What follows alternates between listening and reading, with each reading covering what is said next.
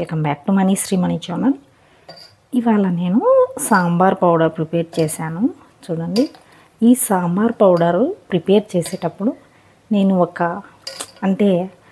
నాకెందుకు ఆ వాయిస్ని నాకు రికార్డ్ చేయాలనిపించింది. సో ఆ వాయిస్ ఎవరికైనా నచ్చుతుంది. ఆ వాయిస్ ఏంటి అన్నది మీకు తెలియాలి అంటే ఈ వీడియో మొత్తం ఫుల్ చూడండి. అసలు వినడానికి చాలా వినసొంపుగా ఉంటుంది. సో ఈ వీడియో మొత్తం చూడండి, లాస్ట్ వరకు మీకే తెలుస్తుంది.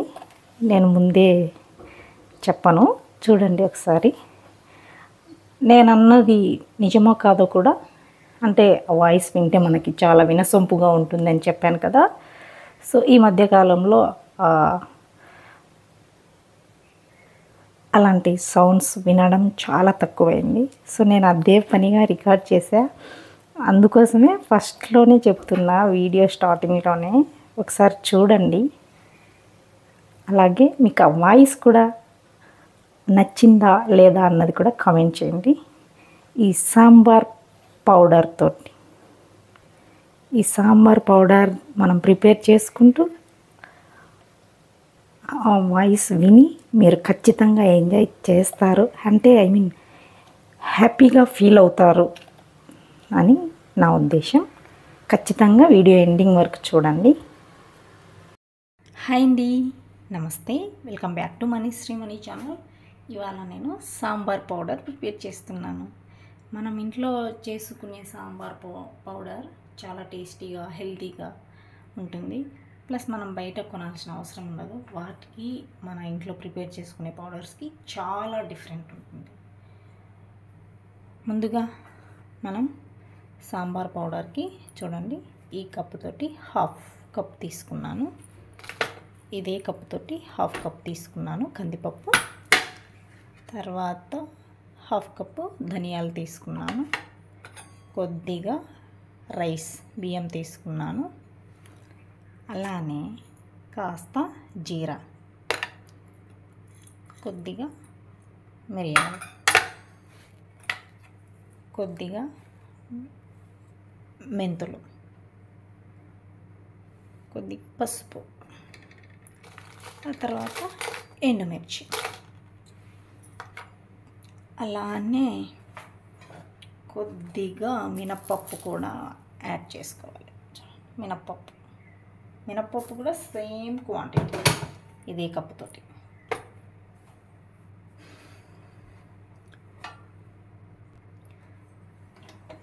ముందుగా స్టవ్ ఆన్ చేసుకున్నాను.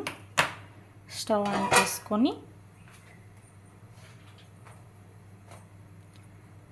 మనం శనగపప్పు వేసుకోవాలి. ఇక్కడ ఫ్లేమ్ వచ్చేసి సిమ్లోనే ఉంచుకోవాలి.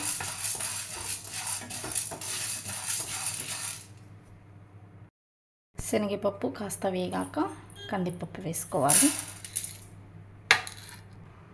కందిపప్పు కాస్త వేగాక ఇక్కడ మినప్పప్పు వేసుకుంటున్నాను.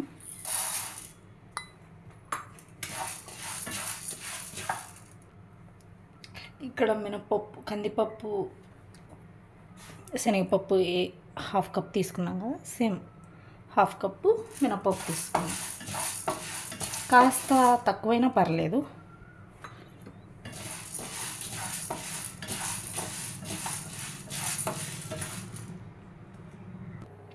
ఇక్కడ మినప్పప్పు వేగేటప్పుడు ఆ స్మెల్ అన్నది చాలా మంచి స్మెల్ వస్తుందన్నమాట. అదే మనం మినప్పప్పు కూడా ఇది పచ్చళ్ళల్లో అలా పోపుల్లో వాడుతూ ఉంటాం కదా, అప్పుడు కూడా మినప్పప్పు వేస్తేనే ఆ పచ్చడికి రుచి అన్నది యాడ్ అవుతుంది. ఇక్కడ మినప్పప్పు వేపుతూ ఉంటే నాకు స్మెల్ అంత మంచిగా అనిపిస్తుంది. ఇప్పుడు మినప్పప్పు కూడా కొద్దిగా వేగిన తర్వాత, పూర్తిగా వేగకూడదు, జీరా,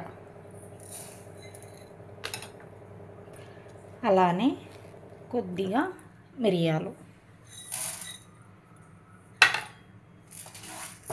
వేసుకొని వీటిని కూడా వేపుకోవాలి. స్మెల్ బాగుంది,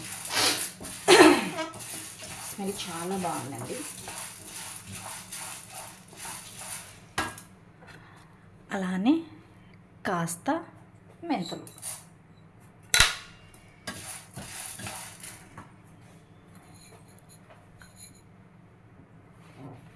తర్వాత కొద్దిగా రైస్. ఇది ఒక టీ స్పూన్, మేబీ ఒక టీ స్పూన్ ఉంటుంది, టేబుల్ స్పూన్ కాదు నేను చెప్తుంది, టీ స్పూన్.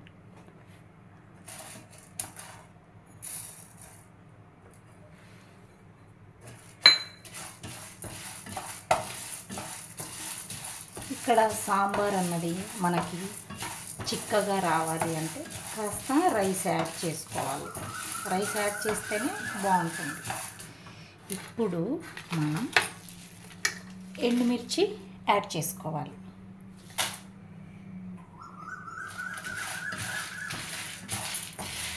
ఈ ఎండుమిర్చి ఇక్కడ ఎందుకు నేను తక్కువ తీసుకున్నాను అంటే, మనం సాంబార్ చేసుకునే ముందు పచ్చిమిర్చి, కాస్త కారపొడి అలా యాడ్ చేసుకుంటూ ఉంటాం కదా. సో ఎండుమిర్చి కాస్త తక్కువ వేసుకోవాలి. మిరియాలు కూడా వేసుకున్నాను ఇక్కడ, చూడండి ఈ విధంగా వేసుకోవాలి. రైస్ అన్నది ఇలా అయితే సరిపోతుంది. ఇప్పుడు నేను ఫ్లేమ్ అన్నది ఆపేస్తున్నాను.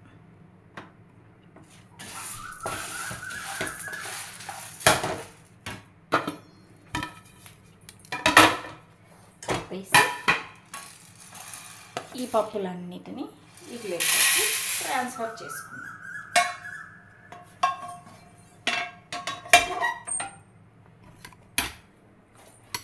చూడండి,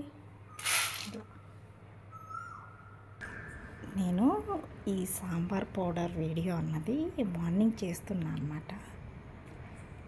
ఆ కోయిల సౌండ్ వస్తుంది, వినిపిద్దామని వీడియో ఆన్ చేసా. బట్ నేను ఎప్పుడైతే వీడియో ఆన్ చేశానో అప్పుడే అది స్టాప్ చేసేసింది. అది స్టార్ట్ చేసినప్పుడు నేను ఆన్ చేస్తాను. ఇదిగోండి, వినిపిస్తుందండి. జస్ట్ ఎందుకో ఇది కూడా కాస్త వీడియో తీద్దాము అనిపించింది.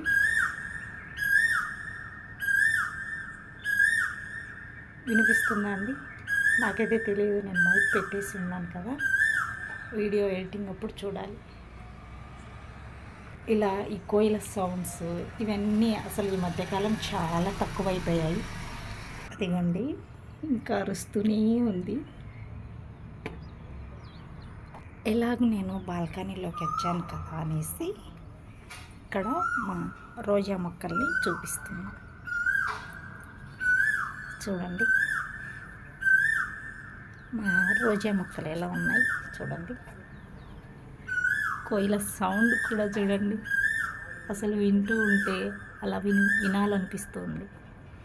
చూడండి,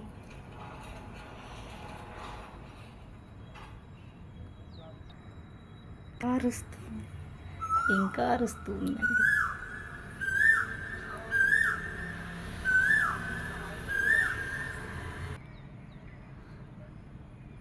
మా గులాబీ మొక్కలు మీకు నచ్చాయా? నచ్చితే వీడియో లైక్ చేయండి, షేర్ చేయండి, కామెంట్ చేయండి. నేను వీడియో ఏం చేస్తున్నా ఆయన కూడా కోయిల అరుస్తూ ఉంది చూడండి. ఓకేనండి, thanks for watching. Okay, sorry. ఇక్కడ నేను ఇవి పప్పులు చల్లబడాలనేసి పెట్టాను కదా, ఇంకా అక్కడ బాల్కనీలోకి వెళ్ళి కోయిల అరుస్తూ ఉంటే వీడియో తీసా. అంటే ఆ సౌండ్ని మాత్రం తీసాను. వచ్చిందో లేదో కూడా నాకు ఎడిటింగ్లో తెలియాలి. వీడియో అయిపోయింది అనుకుని థ్యాంక్స్ ఫర్ వాచింగ్ అన్నాను. సో ఇప్పుడు వీటన్నిటిని మనం గ్రైండ్ చేసుకోవాలి. చల్లబడ్డ తర్వాతే గ్రైండ్ చేసుకోవాలి. మనం గాజు సీసాలో కానీ స్టీల్ డబ్బాలో కానీ వేసుకుంటాం కదా, అప్పుడు కూడా దానికి వెంటనే క్యాప్ పెట్టకూడదు అన్నమాట. చూడండి, మిక్సీ జార్లోకి వేసుకున్నాను. ఇప్పుడు వీటిని గ్రైండ్ చేసుకొని వస్తాను. చూడండి, ఈ విధంగా గ్రైండ్ చేసుకోవాలి. దీన్ని ఏదైనా గాజు సీసాలో కానీ స్టీల్ డబ్బాలో కానీ మనం స్టోర్ చేసి పెట్టుకోవచ్చు.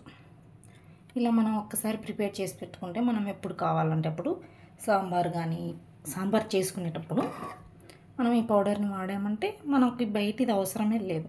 అసలు బయటి దానికంటే చాలా బాగుంటుంది. ఒకసారి మనం దీనికి అలవాటు అయిపోయామనుకో మళ్ళీ ఇదే ప్రిపేర్ చేసుకోవాలి అనుకుంటాము.